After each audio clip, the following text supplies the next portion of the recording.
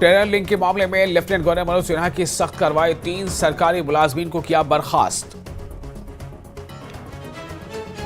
जम्मू कश्मीर की हमाजहत तरक्की के लिए मरकज कोशा बुनियादी इंफ्रास्ट्रक्चर के फरोग पर खुसूसी तवज्जो, सड़क और रेल नेटवर्क जम्मू कश्मीर को बनाएगा पसंदीदा मकाम। जम्मू कश्मीर आलमी सतह पर तरक्की याफ्ता खित्ते में से एक होगा, किरण रिजिजू का बयान।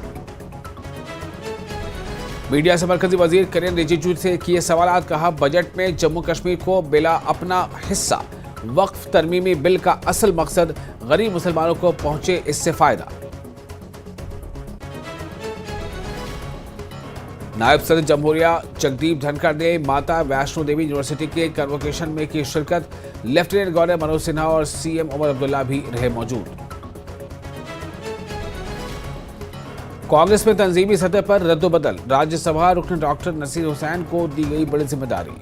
जनरल सेक्रेटरी किया गया मुकर्रर, जम्मू कश्मीर और लद्दाख में पार्टी में उमूर के इंचार्ज भी बनाए गए।